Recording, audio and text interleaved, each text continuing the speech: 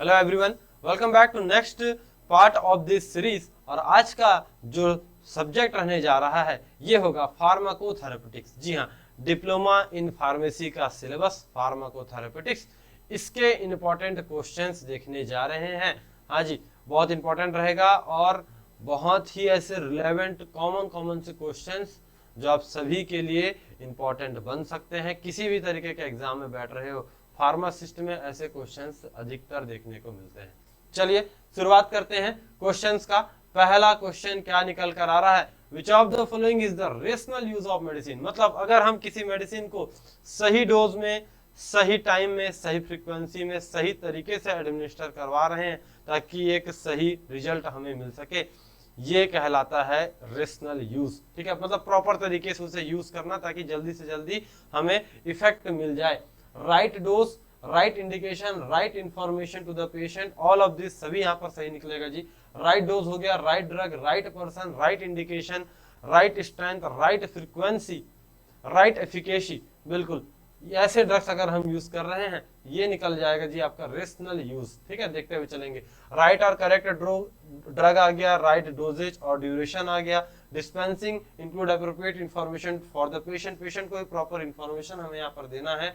Appropriate और right indication हो रहा है। एफिकेसी, सेफ्टी, ऐसे ड्रग्स को सिलेक्ट करेंगे जो सबसे ज्यादा इफेक्टिव रहे और जिसकी सेफ्टी इंडेक्स बहुत ज्यादा रहे, साथ ही साथ उस पेशेंट के बॉडी के साथ, वो पेशेंट के कंडीशन के साथ वो सुटेबल होनी चाहिए।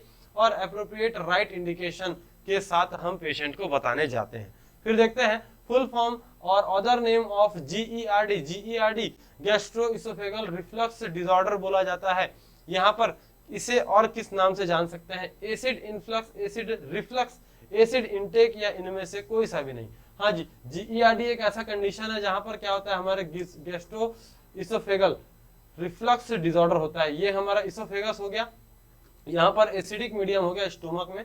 अब इस कंडीशन में क्या होता है, जो स्टोमक का एसिड रहता है वो वापस से रिफ्लक्स, मतलब वापस से इसोफेगस की ओर ऊपर जाने की कोशिश करता है और तब जाता है, क्योंकि यहाँ के जो वॉल्स रहते हैं, इसोफेगस के जो वॉल रहते हैं उनकी इलास्टिसिटी कमजोर हो जाती है, वहाँ जो वॉल्व है वो कमजोर हो जाते हैं, इसलिए वहां पर गैप बन जाता है और वो एसिड फिर से हमें रिफ्लक्स की ओर देखने को मिलता है। कई बार आपको ऐसा एहसास होगा भी, यहाँ इस पर्सन पर्टिकुलर एरिया में पर्सन को यहाँ पर हार्ट बर्न जैसा सिम्टम्स देखने को मिलेगा। हार्ट बर्न हो रहा है, खट्टा लगना, शोर आपका खट्टा लगने लगेगा, यहाँ पर थ्रोट यहाँ पर खट्टा लगने लगेगा। ये सिम्टम्स अगर आपको मिल रहे हैं तो बिल्कुल एसिड रिफ्लक्स का कंडीशन बन रहा है जी। एसिड रिफ्लक्स करते हुए चलेंगे। ठीक है, GERD देख लीजिए, यहाँ पर एसिड और ये क्या हो गया जी, ऊपर जा रहा है, फिर से रिफ्लक्स मार रहा है आपके इसोफेगस की ओर।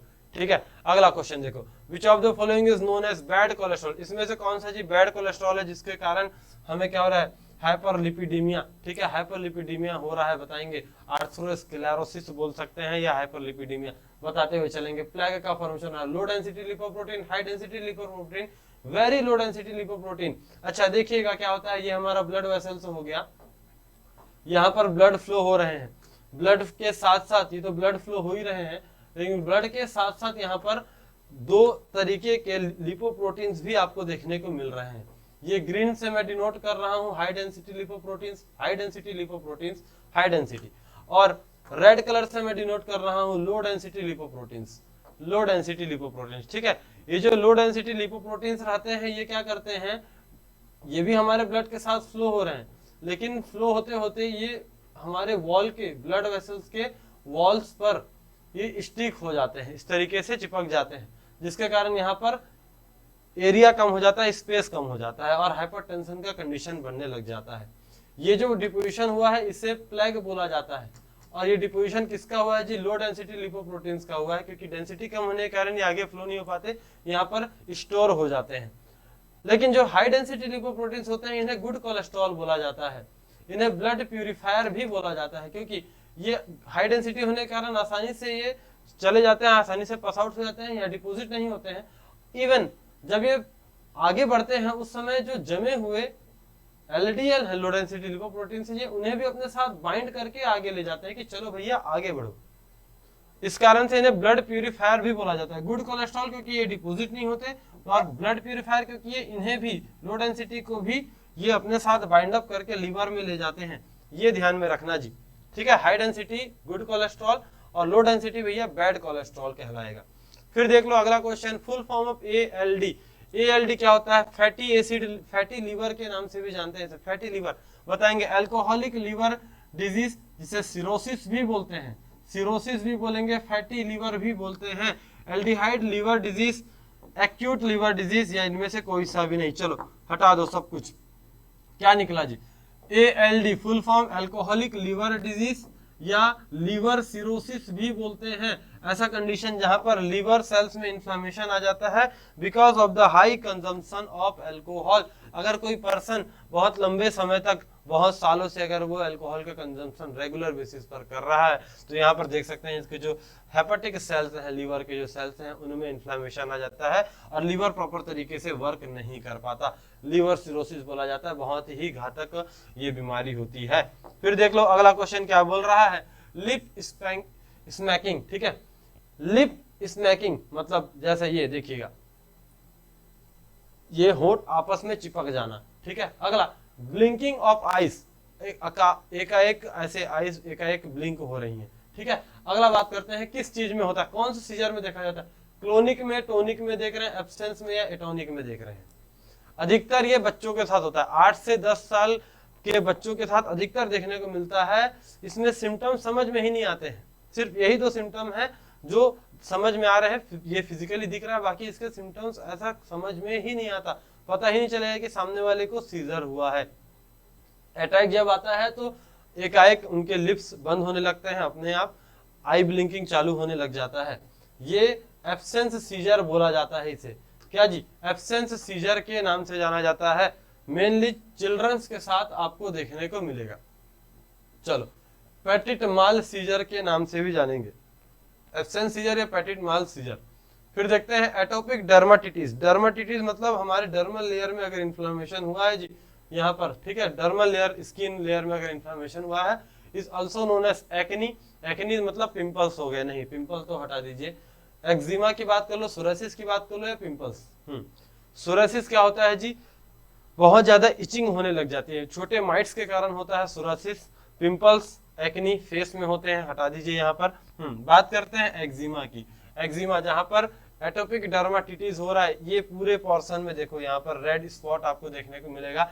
इस पूरे पर्टिकुलर एरिया में इन्फ्लेमेशन हो गया, रेड देखने को मिल रहा है, स्क्रीन ड्राई यहाँ पर हो जाएगा और बहुत ही ज्यादा इचिंग महसूस होने लगेगा। एक हिसाब का फंगल स्किन इन्फेक्शन होता है। फिर देख लो, which of the following drug is under the class potassium channel opener. Potassium channel opener इसमें से कौन सा है बताएंगे? निकोरेंडिल बात कर लो, प्रोप्रानोलॉल, एम्लोडिपिन या वेरापामिल। निकोरेंडिल की बात करते हैं, ये डायरेक्ट आपके पोटेशियम चैनल को ओपन करने का काम करता है। प्रोप्रानोलॉल की बात कर लो, बीटा ब्लॉकर में चला जाएगा। एम्लोडिपिन, वेरापामिल की बात कर लो, कैल्शियम चैनल ब्लॉकर। ड्रग का क्लासिफिकेशन याद करना बहुत ही ज्यादा इंपॉर्टेंट है। ठीक है, चलो आगे देखो अगला क्वेश्चन क्या निकल कर आ रहा है, PCOS और PCOD। ठीक है, ये क्या हो रहा है? PCOS PCOD, इसे डिस्कवर करने वाला कौन है जी? पॉलीसिस्टिक ओवरी सिंड्रोम की बात करते हैं। लुइस पॉस्चर जी ने नहीं, इन्होंने पॉस्चराइजेशन थ्योरी दिया था। हाँ, हट जाएगा। अगला बोलता है स्टेन एंड लेविनथाल जी की बात करते हैं, पेवलॉल की बात करते हैं। पेवलॉव की बात करें या इनमें से कोई सा भी नहीं। चलिए क्या निकलेगा correct answer? Option number B के साथ बात करते हैं, स्टेन एंड लेविनथेल। इन्होंने PCOS PCOD इसके बारे में बताया था, सबसे पहले इसका डिस्कवरी किया था। अगला देखते हैं, फोटोफोबिया इज सिम्टम ऑफ। किस तरीके के बीमारी में फोटोफोबिया होगा? मतलब photophobia in the sense light से आपको सेंसेशन होने लगेगा, लाइट से आपको प्रॉब्लम होने लगेगा। अगर आंखों में रोशनी जाएगी तो बहुत ज्यादा इचिंग महसूस होने लगेगा और बहुत ज्यादा पेन होगा। ये क्या होगा जी बताएंगे? Open angle glaucoma, acute angle closure glaucoma, chronic angle closure glaucoma या वायरल कंजक्टिवाइटिस। हाँ, करेक्ट आंसर क्या निकलेगा? Viral conjunctivitis. वायरल बात कर लो, बैक्टीरियल बात कर लो, जो कंजक्टिवाइटिस वाला प्रॉब्लम है, मतलब जो हमारा आइस का ये जो व्हाइट वाला पोर्शन है, ये व्हाइट वाला पोर्शन, इसमें रेडनेस देखने को मिलेंगे क्योंकि यहाँ पर जो ब्लड वेसल्स हैं उनमें इन्फ्लेमेशन हो गया। इट इज बोला मतलब कंजक्टिवा में हमारे जो व्हाइट वाले पोर्शन है, एक लेयर जो बनी हुई है आंख के चारों ओर, इसे कंजक्टिवा बोला जाता है। स्क्लेरा के ऊपर वाला पोर्शन कंजक्टिवा, और कंजक्टिवा में अगर इन्फ्लेमेशन हुआ इसे कंजक्टिवाइटिस बोला जाएगा। और इस इन्फ्लेमेशन हो गया इन द सेंस कंजक्टिवा में जितने भी ब्लड वेसल्स हैं वो डायलेट हो जाते हैं, उनका साइज बढ़ जाता है, जिस कारण से आंख पूरी तरीके से लाल दिखता है। ठीक है, वायरल कंजक्टिवाइटिस, और लाइट जैसे आपको पड़ेगा तो आप तुरंत ही आंखों में दर्द होने लगेगा, इचिंग होने को आपको एहसास होने लगेगा। ठीक है, एंजाइना पेक्टोरिस क्या होता है बताना है। Pain below the chest due to acidity, chest के नीचे नहीं, एसिडिटी के कारण हो रहा है, ये तो ये अलग चीज है। एसिडिटी, स्टमक अपसेट हुआ उसके कारण हो रहा है। लो ब्लड प्रेशर, हाइपोटेंशन में चले गए, लो ब्लड प्रेशर। अगला chest pain due to lack of oxygen. हाँ जी, चेस्ट पेन हो रहा है क्योंकि हार्ट में प्रॉपर तरीके से यहाँ पर है ना ऑक्सीजन नहीं पहुंच पा रहा। ऑक्सीजन कहाँ से पहुंचता है हार्ट तक? ऑक्सीजन कहाँ से पहुंचता है? ये ब्लड से पहुंचता है। और ब्लड से कैसे पहुंच रहा है? हमारे ब्लड वेसल्स के कारण। ब्लड वेसल्स में रुकावट आ रहा है किसी तरीके का, हो सकता है कि हमारा जो खून है, ब्लड है, वो ठीक हो जाए, उसके कारण हो रहा है। क्या पता वहां पर थ्रोम्बोसिस हो रहा है, मतलब प्लेटलेट्स आपस में कोगुलेट करते हुए जा रहे हैं, ये कंडीशन हो सकता है। या हाइपरलिपिडीमिया वाला कंडीशन, जो भी मैंने आपको प्लेग के बारे में बताया था, लो डेंसिटी लिपोप्रोटीन के कारण जो प्लेग बन रहा है, अगर वो ही बन रहे हैं तो वो हमारे ब्लड के सप्लाई को कम कर देंगे। ब्लड सप्लाई कम होगा, ऑक्सीजन सप्लाई कम हो जाएगा, ऑक्सीजन सप्लाई कम होगा तो कार्डियक मसल्स को काम ज्यादा करना पड़ेगा और पेन स्टार्ट होगा। और ये पेन सिर्फ चेस्ट तक नहीं बल्कि ऊपर के अपर लिम्स में, दोनों ही हाथों में, इवन शोल्डर वाले पोर्शन में फैल जाएगा और पूरे ऊपर की ओर आपको दर्द एहसास होने को लगेगा। इसे बोला जाता है जी एंजाइना पेक्टोरिस। ठीक है, अगला देखो, full form of MDR-TB। MDR-TB बताएंगे, multi drug resistance tuberculosis, multi drug restricted tuberculosis, microbial drug resistance tuberculosis, या इनमें से कोई सा भी नहीं। ट्यूबरकुलोसिस का ट्रीटमेंट करने के लिए मल्टीपल ड्रग थेरेपी का यूज किया जाता है। तो इस यहाँ पर जो रेजिस्टेंस डेवलप हो रहा है इसे बोला जाएगा MDR-TB, multi drug resistance tuberculosis. ठीक है, मल्टीपल ड्रग थेरेपी, हमेशा जब भी ट्यूबरकुलोसिस की बात करते हैं मल्टीपल ड्रग थेरेपी का यूज करते हैं। यहाँ पर आइसोनियाजाइड, रिफाम्पिसिन, अलग अलग कैटेगरीज के यहाँ पर ड्रग्स को ऐड किया जाता है ताकि जल्दी से जल्दी रिकवरी हमें मिल सके। पेनफुल मेंस्ट्रुअल डिस्चार्ज, इसे क्या बोला जाता है? हाँ चलो बताएंगे। एंडोमेट्राइटिस की बात कर लो, मेट्रोरिया की बात करेंगे, डिस्मोनेरा या मायोमेट्राइटिस की बात करते हैं। करेक्ट आंसर यहाँ पर क्या निकलेगा जी? एक कंडीशन है डिस्मोनेरा, एक कंडीशन है, not a disease. This is a type of condition जहां पर नॉर्मल कंडीशन के कंपैरिजन में बहुत ही ज्यादा एक्सेसिव पेन होता है ड्यूरिंग द मेंस्ट्रुअल साइकिल। जब भी गर्ल्स का मेंस्ट्रुअल साइकिल, पीरियड साइकिल चलता है, उस समय जो नॉर्मल पेन होता है उससे कई ज्यादा दर्द हमें यहाँ डिस्मोनेरा में देखने को मिलता है। बस यही है, इसके अलावा कुछ कोई ये डिजीज नहीं होता ये। ठीक है जी, सिर्फ और सिर्फ एक कंडीशन है। इसके ट्रीटमेंट के लिए एनाल्जेसिक दे दिया जाता है और यही सफिशिएंट रहता है इसकी ट्रीटमेंट पर। ठीक है, अगला देखते हैं, condition in which blood flow and thus oxygen is restricted to reduce is known as. देखिएगा वही अभी जो मैं आपको एंजाइना पेक्टोरिस में बता रहा था कि किसी कारणवश अगर ब्लड का सप्लाई रुक रहा है या कम हो रहा है, इसे क्या बोला जाएगा?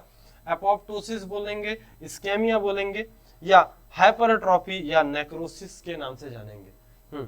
इस्केमिया, इस्केमिक कभी नाम आपने सुना है? एक हिसाब का अटैक, अगर रुकावट आता है, अगर ब्लड फ्लो में रुकावट आ रहा है तो इसे इस्केमिया बोला जाता है। इस्केमिक, इस्केमिया इस नाम से जानेंगे। ये वर्ड यूज करते हैं, मेडिकल टर्म्स जरूर से ध्यान में रखते हुए चलना। ठीक है, इसी के कारण हमें एंजाइना पेक्टोरिस हो रहा है। वो जो ब्लड की रुकावट हुई है, जो उसका सप्लाई कम हुआ, उसे इस्केमिया वर्ड से आप डिनोट कर सकते हो। फिर देखते हैं, विच of the following is not a symptom of hyperthyroidism. Hyperthyroidism ऐसा कंडीशन जहां पर थायराइड का सिक्रेशन बढ़ गया है नॉर्मल लेवल से।